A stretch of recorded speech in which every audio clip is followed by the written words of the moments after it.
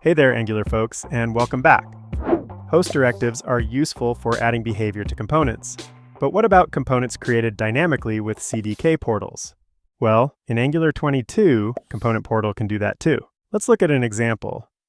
Here we have a simple checkout screen. In the sidebar here, we have this Need Help area. Let's click the Show button. Now we get this payment help message. This is being rendered dynamically using a CDK component portal. This means it gets dynamically rendered into a portal outlet. Now let's inspect the element that Angular created. Here we have a little bit of a problem. It's rendered as part of a help panel, but the host element itself doesn't really describe that. For accessibility, I'd like this panel to be exposed as a named region. And because a region needs an accessible name, I'd also like it to have an ARIA label. And since this panel appears dynamically, I'd also like to move focus to it when it opens.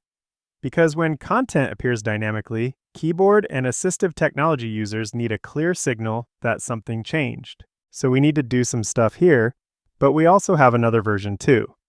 When we click this Need Help button down here in the bottom corner, we get the same payment help message again. But this time, it's floating above the app. This one is not rendered into the checkout page layout. Instead, it's attached to the DOM using a DomPortalOutlet. So we have the same content, but a different rendering location. And if we inspect this one, it has the same problem. No role, no ARIA label, and no focus. So that's what we're going to fix. And Angular 22 makes this pretty easy to do too. But first, let's understand how it all works. Here we're looking at the code for our checkout component that renders the panel in the sidebar using a CDK PortalOutlet. In our component imports, we can see we are properly importing the directive. This is what allows our template to define a portal destination. We use this directive in the template to mark the spot where portal content can be attached. Below this, we have a help portal computed signal. This is the important part. When show help is false, this computed returns null. So the outlet has nothing to render. But when it's true, we create a new component portal for the payment help component. And a component portal is basically saying, create this Angular component dynamically and let a portal outlet render it. So in this checkout page, the destination is part of our Angular template. It gets created inside the checkout help sidebar.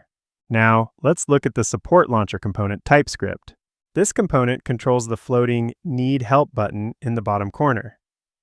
If we scroll down in this component, here we can see we have an open support function.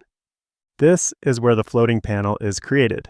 There are a few things happening here, so let's walk through it. First, we create a real DOM element. This is just a plain div. Then we add a class to it. Then we append that element directly to the document body. This is why we're using DomPortalOutlet. The floating support panel is not supposed to be constrained by the checkout component layout. It's a global floating panel. And yes, we could have used the CDK dialog or overlay for this too, but for this example, I'm focused on the CDK Portal API. So instead of rendering into an Angular template, we create a DOM node manually and attach the portal there. Then we create the outlet. The first argument is the element that will become the outlet. The application ref lets Angular attach the dynamically created component view to the running application. And the injector gives Angular the dependency injection context it needs when it creates the component. Then we attach the portal. So this is still a component portal, and it's still dynamically creating the same payment help component, but the outlet is different. In the checkout page, the destination was an Angular template. Here, the destination is a DOM element that we created manually. So that's how these two different concepts work. But now we need to add the accessibility features to both. But we don't want to add all of this manually in both places, right? Well, I've actually already created a directive to add them. Let's take a look at this portal panel directive. Here, in the host metadata, we're applying several attributes to the element where the directive is attached. So there's the ARIA landmark role that we need. Then here, we can see ARIA label is an input. So instead of hard-coding the ARIA label inside the directive, it can be dynamically set from the parent. Then we have a tabindex of -1, which allows us to focus the panel programmatically, but it does not add the panel to the normal tab order. And in the constructor, we use afterNextRender to set focus. This waits until Angular has finished rendering and then focuses the host element.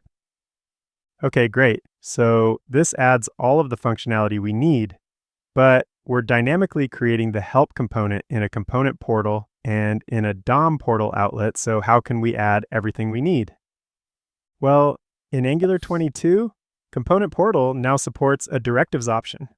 That means when the portal creates the component, Angular can also apply one or more directives to that component's host element. So let's switch back over to the checkout component and update it to use this directive. Right now, our help portal simply creates the component. So I'm going to expand this constructor call. Now, the new directive support is currently the 6th argument to the component portal constructor.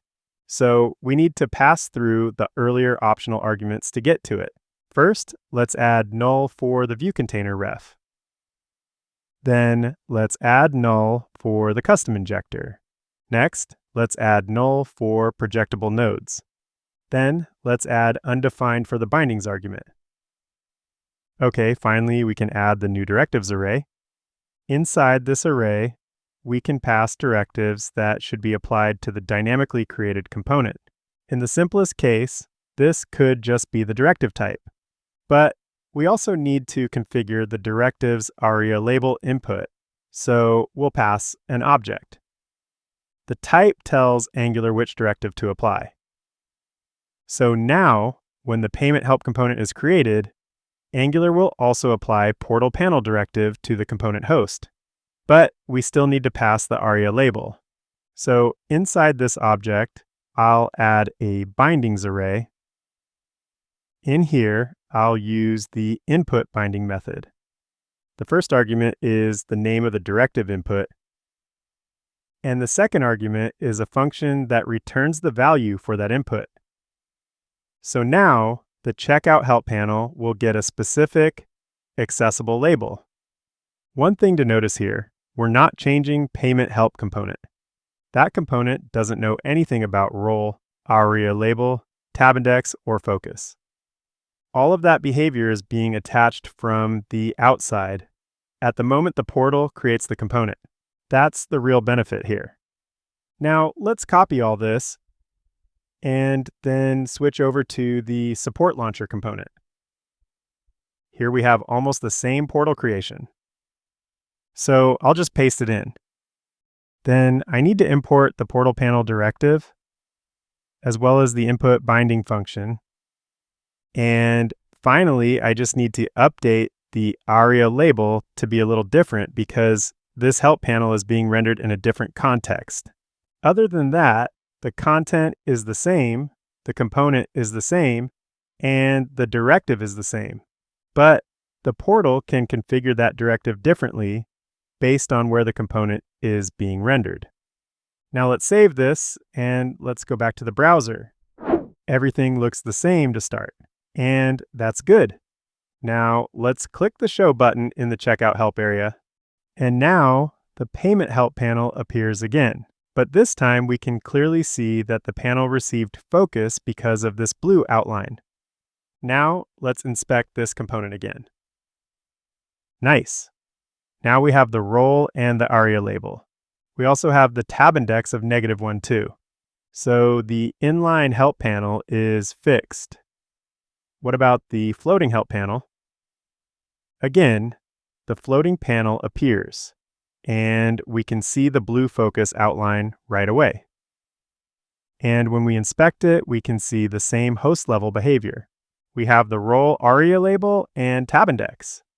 So even though this component was rendered through a DomPortalOutlet, the directive was still applied to the component host, and that's the key point.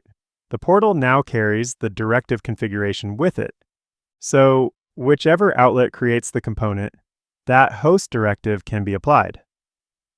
So that's directive support for Component Portal. Whether we render into a CDK Portal outlet or a DomPortal outlet, the portal can now bring host behavior with it. The component stays reusable, and the portal handles the context-specific behavior. Now, if you're working with modern Angular and want to go deeper, I do have a new Angular Signal Forms course available. It'll help you get comfortable with the new signal-based forms, APIs, and patterns. So check out the link in the description below. All right, thanks for watching, and I'll see you in the next one.